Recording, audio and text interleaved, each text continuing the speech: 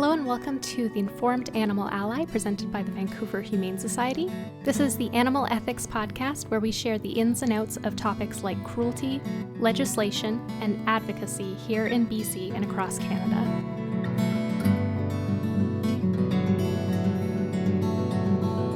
Hi, I'm Chantelle Archambault, Communications Director for the Vancouver Humane Society. With me today is VHS's Executive Director, Amy Morris. Hello. We talk about a lot of heavy topics on the show and as animal allies in general, and that can really take an emotional toll. This month, we'll be delving into strategies and tips for dealing with the compassion fatigue and burnout that a lot of people experience advocating for animals. And we're very excited to welcome Kimberly Carroll from Animal Justice. Thank you so much for being here, Kimberly. Aw, it's so nice to see you both, Chantelle and Amy. Thank you for having me here. It's really lovely to have you. Kimberly is a coach for changemakers, and as I mentioned, she's a campaign strategist with Animal Justice. She's also the director of Animal Justice Academy and a director with the Toronto Vegetarian Food Bank. With over 15 years as a coach and 18 years as an activist, Kimberly works with mission-driven leaders, social entrepreneurs, and activists on the inner shifts, high-performance habits, and strategies to make them unstoppable. She's helped empower thousands of activists and counseled those in high-stress positions like undercover investigators. You likely remember the original Why Love One But Eat the Other transit ad campaign from Mercy for Animals Canada. Kimberly was a co-creator of that campaign along with the VHS in 2009, helping to bring the first undercover farmed animal investigations to television. That is such an impressive resume, Kimberly. I would love to hear more about how you became interested in animal advocacy. Well, first of all, I just have to say I have held a long love for VHS. You are just one of the best humane societies around. I love your animal forward messages and that you are concerned about protecting all animals, which is an amazing thing. So my animal advocacy journey started when I was a kid. I was the one trying to save all the mice when my dad was burning the field. I'd be going in there and crying and trying to get them all out. And it had a little bit of a snag, though, because as much as I was an animal lover, I was also a huge meat lover coming from the middle of the prairies. And I was the one who loved the KFC and the steak and all that. And so, yeah, the two loves kind of came head to head when I was a young adult with the help of some adorable twin calves. And I became vegetarian 27 years ago. Now, that was before the days of internet. So it took me a few years later, 10 to be exact, I wish it hadn't taken me so long, to understand the damage that the dairy and the egg industry do. And so in 1 week, I watched the documentary Earthlings, which was narrated by Joaquin Phoenix. They call it the veganizer. I think there's new veganizers these days, but back then that was the veganizer. And I also watched Peaceable Kingdom, which was really hit home that I did not want to be responsible for dairy cows being torn away from their mothers. And so in that week, I'd been dabbling a little bit in advocacy as a vegetarian. I was also a television host, so I'd been on some shows talking about why I was vegetarian. And so I'd been doing some, gentle activism. But at that point, 17 years ago, I was like, straight ahead. This is it. Because seeing those films, I was so struck by the vast numbers of beings this affected and just the depth of the suffering. And so I decided at that point, it wasn't enough just to change my own habits, even though, yes, I was going to, but I had to help change the world as all. And so that was the beginning of my animal advocacy journey in real earnest. I really love hearing the difference between everyone's stories, and I relate to yours so much because I was the same. I was the one picking up the worms before my dad was allowed to drive out the driveway. Yes, right? But also the one that was like, steak, can't wait. Yeah, my grandfather was a butcher. Your grandfather? Oh my goodness. Yeah. So you really had to deal with some conditioning. It's so funny how we all get here through different but similar paths. Absolutely. Love hearing the origin stories. Thanks so much for sharing about that, Kimberly. This month, we're talking about coping with burnout as an animal advocate. And this is a subject you're very passionate about. Why does this topic speak to you? Why do you find it so important? Well as being an animal advocate, as Chantelle mentioned, I'm also a coach for changemakers. So my job is to help activists and nonprofit leaders and social entrepreneurs build those things into their lives that will make them resilient and effective in their important work. And the reason I moved to coaching a few years ago, to this particular form of coaching, I've been coaching for many years, but I sort of started to zero in on change makers and activists and that type of crowd. Oh gosh, probably about 6 or 7 years ago, because animal advocates and all sort of other social justice advocates, they're the ones that are keeping us from tipping over into oblivion right now. Okay.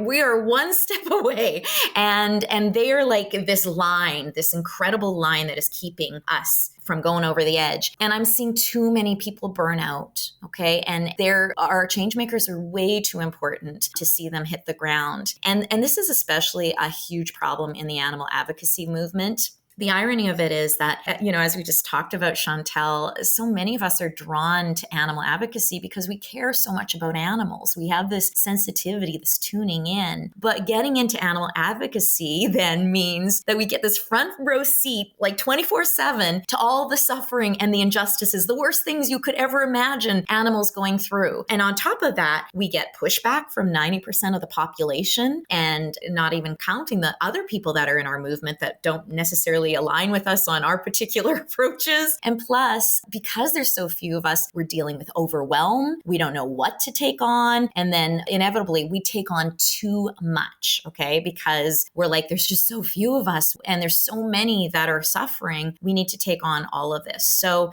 this is the recipe for like hitting the wall and burning out, and for a lot of people dropping out, okay? And it's not as dramatic for everybody. Not everybody drops out, but they burn out in terms of patience or compassion or energy or creativity. And all of those we really need, okay, in order to be effective as advocates. Like I said, there's so few of us, but we need everybody firing on all cylinders. So that's why this is such a place of passion for me. Thank you so much for sharing that. Certainly, I feel similarly. For me, I actually come at it from a place of having experienced burnout, and I was working for many years in animal advocacy as my full-time job, and I ended up having a breakdown, a full-on screaming at someone moment that, typically I'm a very, very calm person. I've never screamed at someone, maybe not since I was a teenager. So that was a really huge moment for me to realize I was pushed over the edge. I ended up crying for hours and then slowly realized, okay, there's a lot behind this. And I've been working on recovering from it ever since. And I think it's a permanent process. I don't think you ever fully maybe recover from some specific things, but I'm really excited to talk about this today because I've, been on the journey of healing and love to hear what you have to say. Yeah, absolutely. It's a really common thing for all of us to experience because, like you said, we get into this because we care so much, and then we have a front row seat to the worst suffering imaginable. So it's absolutely so important to find healthy ways to process and cope with the emotions we're feeling. Mm-hmm. And at the same time, many people find it difficult to care for themselves when there are always more animals in need, like you said. Is there any advice you would give to people who feel guilty taking that time for themselves? Yeah, this is a huge block, especially in the animal advocacy movement. Because we're not the direct victims, I think there is a real sense of, we shouldn't be hurting. We should be able to handle this. What are we complaining about? But the fact is, there are so many incidences of secondary PTSD or direct PTSD for those that are doing vigils or undercover investigations or walk-ons or things like that. And but even for those that aren't doing, the really frontline stuff, we're exposed to the kind of video and graphics that are worse than any horror movie you could imagine. And we're seeing that on a regular basis. I have some recommendations around that specifically, but, this is really to hit home that this is serious stuff. And a lot of animal advocates don't take it that seriously because they think, well, I should just buck up and I should just get stronger. Now, so those that say, okay, I feel too guilty. I feel too guilty. There's too many. Every minute I take to myself is, another minute there's animals dying. And I like to say to people, as advocates, as compassionate people, we want all beings to experience freedom and safety and love. That's what we truly want in our hearts. why should that exclude the animals of you? Like the animal of us as animal advocates, as human animals. Why should we be the only ones excluded from that freedom, safety, and love? It's like freeing a pig from a factory farm and then saying, the pig's trying to play around. You're like, no playing for you. Get to work. You need to get to work and free all of your brethren. Go. You don't get any freedom. You don't get any love. You don't get a break or a rest. It's ridiculous. Okay. Every being needs rest. They need some safety. They need some love. So I just remind them that as beings, we need the fuel that will keep us connecting and aware and give us energy. And when I tell people this and they're just like, okay, I'm still not there with you. I say, okay, well, let's take it more strategically. If you are not feeling nurtured, inspired, and connected, you will not be as effective. Okay. You're just not going to have the juice to do the good creative work you want to do. You're not going to have the patience to represent well as an animal advocate. And you're not going to be able to take care of yourself in a way that you're a light, that you inspire others to want to follow you and what you're doing. So if not for yourself, start at least for the animals. Start at least for your cause to start taking care of yourself. That's really, really great advice. It helps. And you know what? This comes from, Chantelle, this comes from the process I had to do on myself. Okay. I was the hardest nut to crack because I was like, no, I had so much guilt about taking time and not just like being a puddle of suffering all the time. I had to somebody had to set me straight around that. So I come by this honestly. That's a really great point because we all have to do this work on ourselves before we can talk about it. So what's your favorite tool for releasing that stress and tension and sadness that comes with advocacy work? Oh my. Okay. So I feel very strongly about what I call pain processing tools, especially when you're an animal advocate. I mean, the figures are just astounding. 70 billion farmed animals killed each year, and the ways that they're tortured before they're killed. How we treat animals that we're raising for profit never stops shocking me. And then trillions of marine life a year. I mean, it's just boggling to the mind. So it makes sense that we're going to feel rage. It makes sense that we're going to feel incredible sorrow and hopelessness and frustration. But as I mentioned, if we stay stuck in that, if we let that drive, our life, we will lose our ability to affect change. Now, what some people try to do is they try to ignore pain. And that's not going to work either. That's what happens. So that's what happened with Amy, tried to kind of stuff it down until there was so much, it just had to flow out in the most inopportune ways, right? And so the trick is to find safe ways to feel the pain and to move through it. Okay. You can't get rid of it. You can't go above it, around it, over it. You have to go through it. I've tried every other way, believe me. Yeah. And so, pain processing can look like a lot of different things. It can be as simple as breath work. When you're feeling, that emotion well up, don't just shelve it. Don't just ignore it, or don't act out on it, immediately. Just try to find where it is in your body, like feel where it is. It in your heart? Is it in your throat? Has it grabbed your gut? And just to work on breathing into it, like really feeling the pain, giving it space, and then letting go. Okay. Just sort of letting go of the pain. That's a really simple way to start dealing with pain in very small amounts, in the moment. And that is, reflected in a meditation practice, a yoga practice, both of which I do. Another really simple one is talking it out with a being who isn't going to chide you for being negative, or isn't going to say, well, just stop, doing it. Or you're, like, I don't understand why you're doing it that way. Like somebody who's actually going to hold space for you and hold you so you can feel that pain, so you feel safe holding it. Another tool I really love, I call the mind dump. And it's just grabbing a pen and it's just like stream of consciousness, writing everything you're feeling and thinking, and like no censoring, no worrying about grammar or spelling, no worrying about being nasty or weak, but just writing it out and getting everything out of you and onto that piece of paper. And at the end of it, you can even rip it up and just and garbage it with like a lot of sort of energy. But my favorite tools for processing pain involve movement. Okay. So emotions, they take up residence in the body. They create physiological changes. So it's not enough to think it out. Sometimes we need to shake up the chemistry of the body. So literally sometimes when I don't have a lot of time, okay, maybe I'm at an event, I just scurry away to the washroom for a second and I breathe into whatever's come up in me and I breathe into it.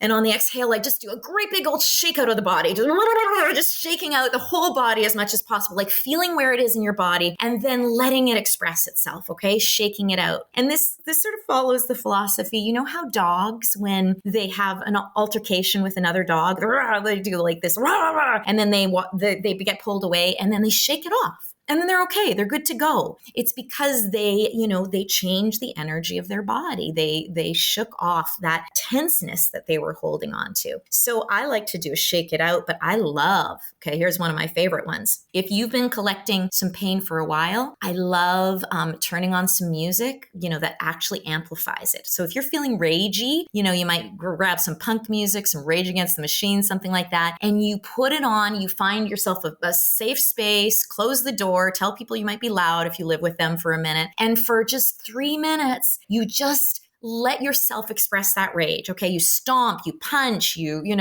scream, whatever you need to do in order to be able to feel it. And you can do the same with something that feels sad or grief stricken, music that amplifies it. And so it's just this idea of giving a safe space for that emotion to work itself out naturally, for honoring it in a safe way that's not going to hurt you or others. Does that make sense? I have lots of different tools and I love them. And I could go on forever about this, but those are, it gives a little brief outline. One of the tools that I learned from you, I'll share. You did a webinar on this and going into the picture in your brain. I'm a very visual person. I cannot let go of images. And so what Kimberly shared in that webinar is go into that picture and then change it. Like go in and do the thing that you want to do, whatever that is, whether it's like saving the animal, feeding the animal or putting the person in handcuffs who's hurting the animal. And I find that really healing because otherwise I just get these like flashes of images and I'm like, bah, and it just hurts. I don't like it. And so it's like, okay, that image came back again. What are we going to do about that? We're going to go in there. We're going to go in with a whole team of people and, in your head who are going to just make the world better. And that is, I find, a really amazing technique for, all sorts, but particularly for the animals that you couldn't do anything for. I love that, Amy. Yeah, it's powerful. So what you are doing is that time when that animal's suffering is probably gone. That animal is probably out of this place, gone from this world. If they're not, then you're actively working on them. So that's a little bit of a different thing. But yeah, it's about changing this traumatic sort of thought pattern that you have by introducing a different energy to it. Okay, by disrupting it, because that cycling, that record groove, it's not helping you. It's absolutely not helping you. And it's something that so many animal advocates have. And so in order to be able to go in and change the energy, you change the energy of it. It's gone already. This moment is gone. The energy is still with you. So change that energy so that you can be a force for good and it doesn't destroy you. It doesn't take you down. Okay. So that it cultivates more love, more connection. Absolutely. Yeah. So thank you so much for highlighting that before because it's made a huge difference for me. Oh, I'm so glad to hear that. Thank you. Those are all so helpful. And I really appreciate both of you sharing your strategies and your personal experiences. We've mentioned stress, anger, hopelessness, a lot of really strong emotions that come up. And I'd like to talk about some specific examples of scenarios that can come up from having those strong emotions. Because those strong feelings can come up when advocates see or hear about or discuss animals being harmed. So it's natural to have a strong reaction. But at the same time, practically speaking, we know the most effective ways to encourage people to make those compassionate choices involve making those people feel at ease and included in the conversation. So what are some ways that advocates can manage their own strong emotions about animal harm when speaking with friends or family? Yeah, this is a good one because December is the time that there are a lot of family gatherings and friends gatherings. And sometimes you just want to scream, "Don't you understand?"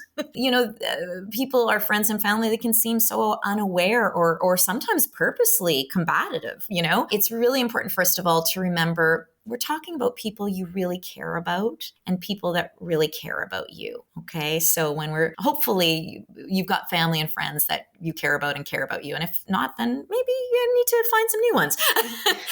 But ideally, you want to be able to be genuine also with those you're closest to about how much hurt, animal harm causes you. But as you said, Chantelle, this will be much better absorbed if it's not brought up at a time when they're directly complicit in the animal harm. So, for example, at the dinner table. Right. When shame is triggered, and that's why it's so important to try to be more skillful in the way we talk to those that we're trying to get to understand our way of feeling and being. It's really important to talk to them when they don't have the shame wall erected. And it's super easy to get that shame. Sometimes just saying you're vegan is going to get that shame wall up, right? Yeah. So it's really hard to do anything if that happens, but hopefully they've heard it enough times that you're vegan or you're an animal advocate or whatever, that shame wall isn't necessarily going to be triggered just by that. And, the thing about shame is that shame is the feeling that almost none of us can deal with. Okay. It's a message that you are bad. Okay. When you feel shame, the feeling is I am bad. And it's not true. Nobody's bad. Sometimes people do harmful things. And so it's really important to try to keep shame out of the equation. And a really important way to do that is choose to talk when, again, they don't have something to be ashamed of right in front of them. But also it's about the way you talk, that it's from your heart as opposed to a place of judgment or blame. Okay. And again, we totally all understand that judgment and blame. It's so easy. It seems so easy to understand why this feels harmful and toxic. But I think these are some of the things that I've tried that have really helped. So when I'm going into this judging or blaming way, I ask myself, what ways have I exhibited similar behavior or limits? Or still do, okay, as this person. And so it's very likely you've stood in similar shoes to the person you're judging right now, that you've at some point in your life been resistant to a hard truth, or maybe you were seduced by convenience or security. Like I said, I was a voracious meat eater at one point. I had a hard time giving up my favorite mascara because it wasn't cruelty-free. Or maybe you have been vegan since you were born, or an animal advocate since you were born. But maybe there are still ways in different parts of your life where you might be doing some harm, even though you're doing harm. When I start to feel a little self-righteous, I remind myself that I still fly, even though I know how bad it is for the environment in low-income countries. I'm working on it, but I still go home to see my family, things like that. And I don't remind myself of this to beat myself up, but just to get some perspective that none of us are perfect. It's really hard to be perfect in this world. I also remind myself there's an avalanche of problems with this world, and my number one issue might not be their number one issue. Okay. And the last thing I just want to say is that I really try to keep in mind when I'm talking to my close people or people are less close, that people are doing the best they can from what they know and are capable of right now. Okay. Most bad behavior comes from pain, from fear, or lack of access to knowledge, or the inability to get it. Okay. So for example, if somebody can't show compassion towards animals, it was probably because they were never modeled that in a way that they could understand, or they might not even be psychologically capable of compassion in that area. And that's really sad. And then I feel sadness for that person. So I guess just to say, it doesn't mean not standing up strongly and consistently for, and sometimes boldly for what's important to you and, sharing what your genuine feelings are, but letting it all come from a place of understanding and compassion as opposed to fear and anger. That's how bridges are built. And that's, one of my other passions is building bridges. So just think of it as a bridge building exercise with your family and friends. Kimberly, that's such an amazing answer. Oh, like just as you went through that each moment, I was like, oh yes, definitely. I want to echo everything that Kimberly said. And I think speaking from a place where the other person is curious is always going to get the best outcome. So being able to identify when someone is curious versus when they're challenging you, I think is a really useful tool, because when someone is challenging, you can kind of like put a pause or say like, this isn't the time for for this conversation. I'd love to have it at another point, or, like delaying that. And when someone's curious, that's when there's a space. Yes. There's a space for growth. And that's when I try very much to speak from my own experience. I don't speak to what people should do or what's good for people or anything like that. I speak to what I've experienced, what I've witnessed, why I made the decisions that I've made. And I do storytelling. Like, I almost every time I have at least one story to share. And what I find is there might be a moment of quiet, and then they might ask another question 20 minutes later. It shows that it's something that kind of just stuck in their brain, but I don't try to say, here's everything. I try to just, one little story and then give it some time. If another question comes up, another little story, and pace it that way. If there's no curiosity, I don't think there's space for change. And so it's not necessarily worth it to put your energy out there when you're going to be hit with any kind of battery of blowback, ego, or whatever it is. Well, and that's, something else I just want to add, because, last thing, around this is that maybe you can even take your advocate hat off with close family and friends. And a lot of people go, oh, what?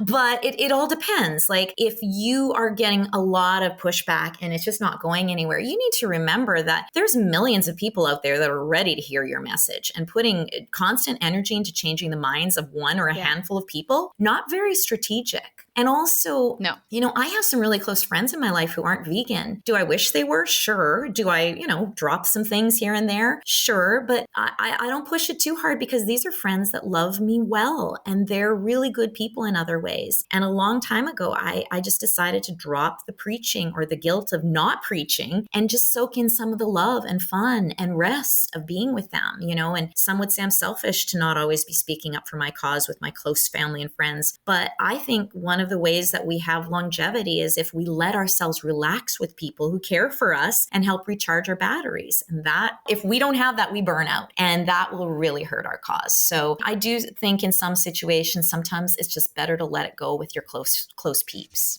Those are all really amazing points. I mean, I've been both of those people. And you said that there are some people who have been vegan and animal advocates for their entire lives, but I think most of us have been at some point the person who was just friends with people who were in those circles, or the people who were curious about those things. And most of us at some point have been future animal advocates. But then there's also the people who are very adamantly opposed to any form of animal advocacy, as you mentioned, or any moving away from activities that cause animal suffering. We post plant-based recipes online, and we'll see people who get offended even by just us sharing plant-based recipes. So how would you advise that advocates respond to conflicts that can arise from that sort of difference in beliefs?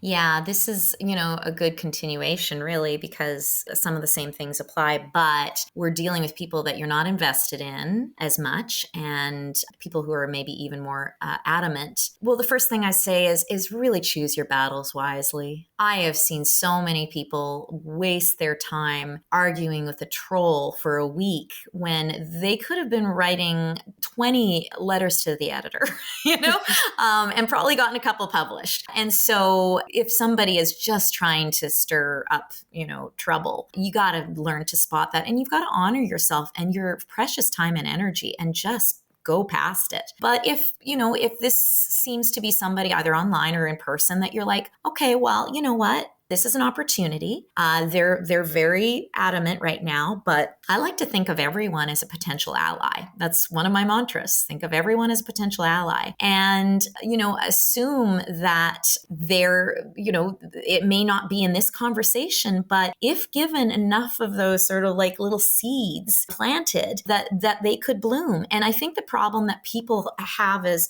animal advocates is we want to convert people right there and then. Okay, and I remember luckily very early in my advocacy work, I heard the figure, and again, I'm not sure about the number, but I think it takes a person hearing a message 21 times in different ways for them to truly act on it. Okay. So again, who knows if that is the actual number, but it really demonstrates the fact that sometimes you're not going to be the number 21. Okay. You might be number 14, or you might be message number 3, or God forbid, you're message number 1. You're really going to get it, but you're one of those seeds. You're a building block, and that's all you have to be. You don't have to change somebody's mind on the spot. And so I think it's super important when you are sort of dealing with somebody who's digging in their heels to just stop and invoke the power of curiosity and of listening. Okay. So what if instead of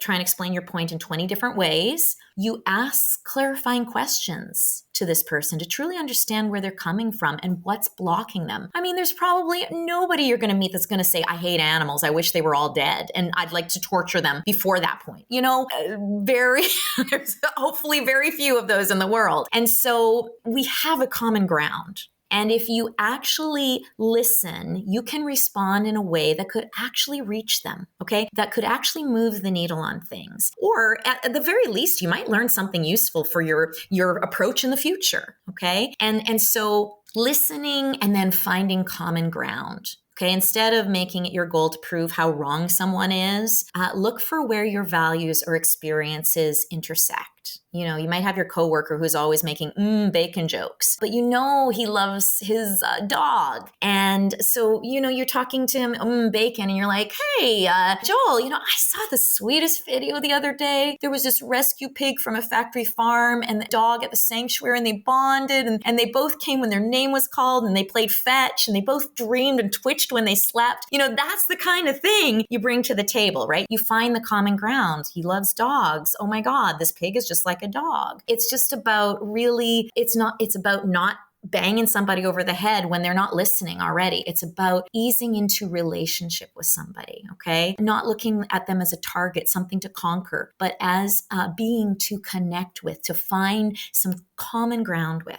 That's really great advice about conserving your energy and using it strategically. Yeah, I really love that. Thank you. You're welcome. Speaking of which, we all have a certain amount of energy to use to make as much impact as possible. But energy is a finite resource, and there's a huge range of ways that animals suffer from human activities, habitat destruction that harms wildlife, and systemic issues with factory farming and individual cruelty cases. And it can be overwhelming deciding how to manage your time and energy as an animal advocate to make the most impact that you can on those issues. What advice would you give to someone who's feeling overwhelmed about seeing all those issues happening?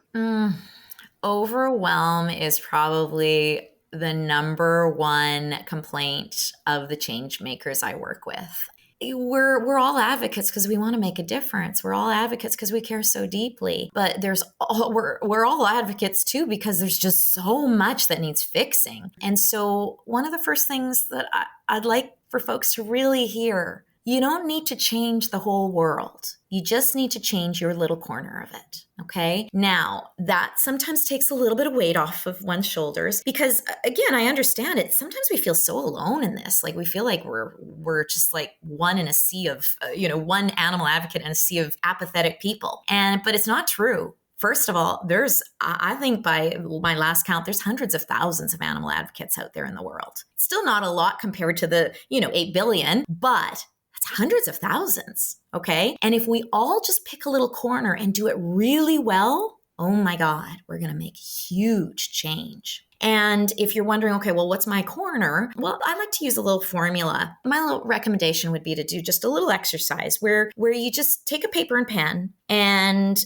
first of all, you write down your passions in animal advocacy. Okay, so what are the issues you're most passionate about? Who are the animals you're most passionate about? What are the mediums you're most passionate to work with, most drawn to work with? Okay, so it's really about getting clear. Like, well, I care about all animals and I don't want to see any of them suffer. But a long time ago, I decided, like farmed animals is where I would really focus on because of the number and again, the degree of suffering. And then I particularly decided, I really love working with people to become more effective. Okay, so that narrowed my corner a little bit. So your list of passions, okay, it might be I love working around captivity. I really like working at sanctuaries or helping sanctuaries. It might be I really like to teach, or I really like to lobby, things like that. So really all of the areas that you're interested in. I like to cook vegan food to bring to people. That is an incredible form of animal advocacy, bringing vegan food to,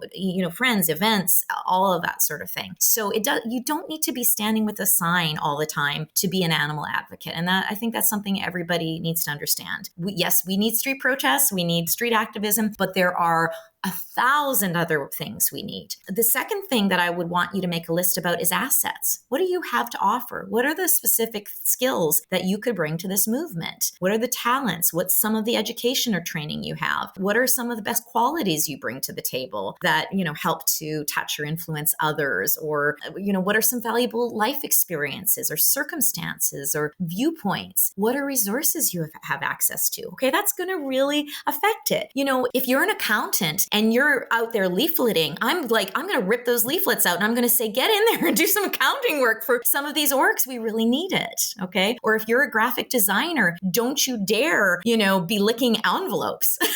And then the last piece that I think is really important, and when I go through this process, there's a few more pieces, but these are the three main ones. And that is need. The questions to ask here, are there any areas or projects that could use more attention? Are there more high impact things? Are there potential projects that are currently underserved? Are there any connections that I have that could create a special opportunity and fulfill a need? What's our cause missing? What does our cause need more of? Things like that. And if you do those three lists, you're going to start to find some places where your corners lie. Okay. And I'd say get really inventive. And if you're not part of Animal Justice Academy, free course, our whole second week is about how wherever you are, whoever you are, in whatever background you are, different ways you can become an animal advocate. Okay. Different ways that you can practice animal advocacy. Kimberly, that is another great couple pieces of advice there that I think we can all take something away from. Certainly, I've struggled with this, and it's amazing to hear that it's possible to feel less overwhelmed and to kind of narrow the scope. We do get into these places of overwhelm and burnout even when we try not to. So what are some of the ways that you find you care for your own well-being so that you can carry on doing this work? Yeah, and I would really like to hit home. It's not that I don't feel overwhelmed. I feel it on a regular basis, but I have a lot of practices to reel me back in and calm me down. And I owe a lot to my daily practices. I do a morning practice almost every day. If I've missed my morning practice, something has gone majorly wrong with that day. My morning practice consists of, I like to either read, I'll have a book that I'm reading for a bit, or a particular talk or podcast that is just about nurturing me. Okay. It's usually like Tara Brach is one of my favorite teachers. She's a Buddhist teacher. She's also a vegan. Yay. And I love her talks on a podcast or website, but I'm reading a book. Pema Chodron is one of my favorite authors. And so I'll just give 15 minutes, just some time for me to get inspired, to feel nourished. I then do meditation. Okay. So it took me many years to finally make meditation a daily practice, but I'm happy to say for the last few years it has, and it's been nice. It doesn't have to be long. You can do a guided meditation. You can do just a silent meditation, but I recommend a guided meditation if you're just getting started. And I actually have a bunch of meditations on my website.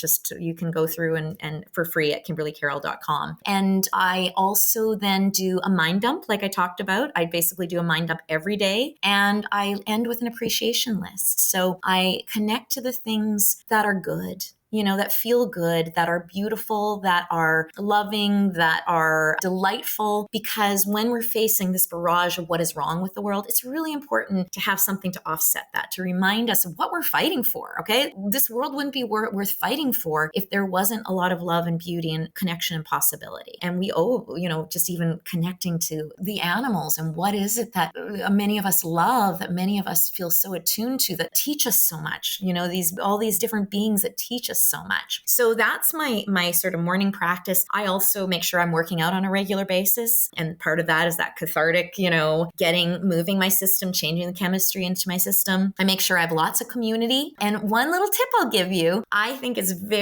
I've given you lots of tips, but one, that like I'll pick out of a lot is I do something I call my sacred Sundays. So many of us are plugged in all the time and we're kind of half working a lot. And I know I could be because I work from home, as many of us do. And so on Sundays, I endeavor to not pick up an ounce of work, to not look at my computer, to not be on my computer. I generally try to be unplugged as well. You don't have to go that far, but I don't do anything on Sundays that is a duty. Okay. I only do things that I want to do. So I try not to set an alarm. I try to get up. I try to follow the rhythms of my own body. I try not to do anything that I have to do. And for one day, I allow myself to do the things I want to do. Just some space. And you don't have to, I worked up to a full day. It took me a while. You can start with a morning or an afternoon, and then you can expand from there. But just to have a day where you aren't whipped around by the forces of the world outside of you is really important. A day for you to feel safe, a day of sanctuary is really important. That's such good advice. I love that you have a daily routine and a weekly routine to handle this. And what about you two? Do you have anything you do regularly?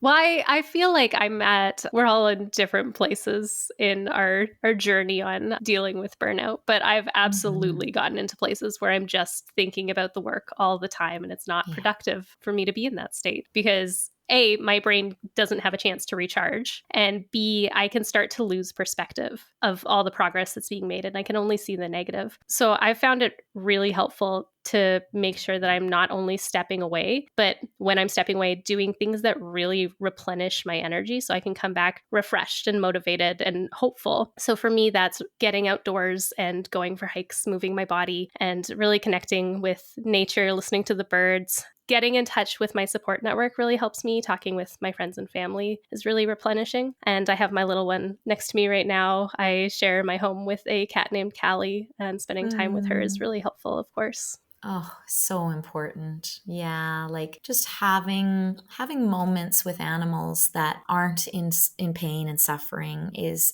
huge for animal advocates. And if it's not about having a family member who is an animal, it could be, making regular trips to the farm sanctuary, things like that. So yeah, absolutely. Yeah, thanks so much for sharing that, both of you. I don't know if I have anything new to add. I know I very easily get overstimulated. I'm quite a sensitive person. And so I've come up with a lot of body techniques, maybe on top of some of the things that you mentioned. So I do a lot of self-soothing, hand on the chest, wrapping myself in blankets really tight, turning up the heat really high for a minute. I just find it's very easy for me to get tense and to get just in this sort of I'm resilient, but my body holds on to that. And so then I'm trying to soothe more often, to try to be more conscious of soothing. We all do it naturally. You watch people who are nervous, they've got their hands near their face. They're tapping things, they're moving, right? But trying to be more conscious about those things. I also try to dance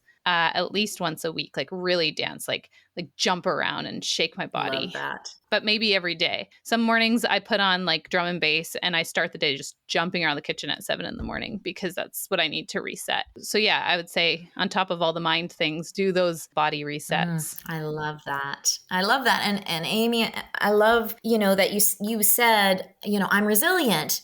Believe me, you could go I know that you and most people that are listening could go for a long time. They could have knock after knock after knock. But does that mean you should? That's the thing. You can until you can't. That's what happens with burnout is okay, no, I can handle it. And then one day, just without warning, you can no longer handle it. So my advice is don't be pushing yourself beyond the limits constantly. Even if you feel like you can, don't do it. It is not the recipe for an enduring animal advocate. And we need you in this for as long as possible. Absolutely. That was all such good advice. I am really glad we had this discussion. It's been really helpful to talk about dealing with and preventing overwhelm and burnout. One last topic I'd like to touch on before we leave is for people who may already feel burnt out, like well past the point of overwhelm. And Amy, you alluded to this earlier, but do you think it's possible to truly heal from burnout, or do you think you just shift what you work on?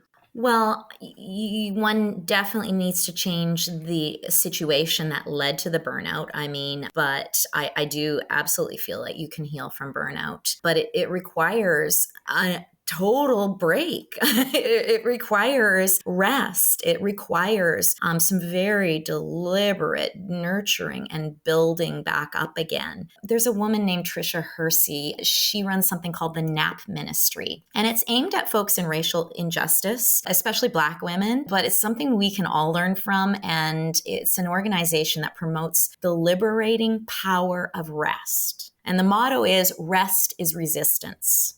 Okay. So it's the resistance to the damaging, hustle culture framework. So rest has to happen, and not half rest, but full permission given rest. And that's the problem. Sometimes we have time off, but we haven't given ourselves permission. We're not allowing it. So it doesn't have that deeply restorative feeling. That's why I have my Sacred Sundays. It's just, I have given myself full permission to rest, not that kind of guilty, I'll watch a show and then I feel guilty about it. That doesn't restore you. Okay. And it's so very important if you're dealing with burnout to get support. You need to have a counselor or a peer healing community. More time with friends and family can be very good, make you feel more held. It's important when you have burnout to feel held, but I think it is really important to work with some skilled help as far as that goes, not only in helping you to heal the burnout, but to help heal the patterns and the wounds that lead to burnout. Okay. It's not just that there's so much to do. It's also this sort of place that we come from in some of our society, but also that a lot of activists especially come from, is that we need to earn our keep at every turn. Okay. We're not good enough. We're not enough. We need to do more. We need to do more. We need to do more. We need to make ourselves worthy of being here. And that is the sort of limiting pattern that really needs to be healed in order for you to not completely dishonor yourself to do the work that we need to do. So yeah, and that having a regular practice of processing pain, finding some space and stillness, getting more deliberate about moving through your life as an advocate. Those are should be non-negotiables for every animal advocate. Yeah, thanks for sharing that. This is a one that I puzzle over still. And certainly, personally, I know that the amount that it would take for me to, let's say, work a full-time advocacy specific job is maybe more healing time than I have in a lifetime. But I still work in the movement. I'm still guiding strategy. I'm still, what I'm doing now is I'm coaching an amazing team of animal advocates. And I love that. And I'm inspired by it. And I'm excited every day to go to work. And so I think that is also part of it, is really letting go sometimes of the identities we have for ourselves and shaping something new ahead. I struggled a lot with burnout this year, not from animal advocacy necessarily, although that was one piece, but from lots of personal life things. And some of what I found is that it's almost like grieving, where it's not linear in any way. There's no sense of time. It can take you years. It's something that you have to go through a process of acceptance that that's the state you're in, and then charting out a path and having acceptance for yourself of each time you get off that path and you get back on your path of like that burnout train. And, it's just this wild adventure. But certainly, I think finding rest, and that can be through doing activities, that can be through being active, but rest from pressure, from outside pressure, because I find it's the pressure that puts me back into a state of burnout. And so having a sense of like, having friends who you can be like, hey, I might cancel on you. I'd love to do something with you, but I might cancel. Those kinds of, relationships are important, where there is a freedom to be yourself as much as you can. And I think the other piece that I want to mention is genuinely considering medication. Yes. I think there's a lot of taboo around medication, and I see it in others. I see it in myself, some challenges of like, what does this mean? What does it look to onboard this and that? But, speaking personally, I have had a lot of success in being consistently better because of medication. So yeah, just Yeah, want to share that too. I absolutely. think it plays a big role in not burning out and healing from burnout. Well, yeah, I mean, once you have burnt out, I mean, your system is all out of whack, you know, your chemical levels are all out, and I am absolutely like, if getting on some medication is going to give you just a leg up for all of these other things that we're talking about to take hold, because sometimes you're so dysregulated that all of these tools, they can't take hold. You know, like you Yeah, can't even handle the exactly. tools, right? And so I am absolutely like 100% behind if taking medication is going to give you that boost that you need to be able to get regulated enough for all the other tools and all the other possibilities to take root. I'm all for it. Absolutely. Well, this was such an amazing discussion. I am so grateful to both of you for sharing everything that you've shared. Yeah, thank you. Thank you, Amy and Chantelle, for that beautiful sharing. And it's just so good to be able to talk it through with other animal advocates and be able to, yeah, like knowing you're doing such amazing work, Amy. And it's really important for people to hear that the leaders in the movement are also, you know, they're struggling with very much the same things. And we're all just maybe like a little bit of a different place on the pathway, and all we have to do is keep sharing our resources with each other, keep recognizing that this is a real thing, that the heaviness and the hurt and the grief from this road that we're on, it's not easy. Exactly. But we have each other. Yeah, we do. And this is going to be an ongoing journey and an ongoing discussion. But thank you so much for joining us to speak with us today, Kimberly. It's my absolute pleasure. I'm just sending love to you and to all of the wonderful animal advocates out there and, listeners all over the place. It's been so wonderful. And to our listeners, if you'd like to learn more about coping with burnout and compassion fatigue as an animal advocate, you can listen to the Lunchtime Lives that Kimberly has also hosted on this topic, or take the Vancouver Humane Society's free training program at vancouverhumane.ca/training. We'll link to both of those in the blog post that accompanies this episode. And this is our last episode of the year, so we'd also like to wish everyone a happy holidays and happy new year, and we hope to see you again in 2024. Happy New Year! Thanks, everyone. The Informed Animal Ally is a podcast by the Vancouver Humane Society. If you found this episode helpful, please consider giving us a 5-star rating and review to help us reach more supporters of animals. To support this project and other initiatives to build a kinder world for animals, you can make a donation at vancouverhumane.ca. You can also follow the Vancouver Humane Society on Facebook at Vancouver Humane Society, Instagram at Vancouver Humane, or Twitter at VanHumane. The music in this episode is the song Jonah's Message for New York by Dr. Turtle, licensed under the Creative Commons Attribution 4.0 International Public License. Thank you for listening, and thank you for being an animal ally.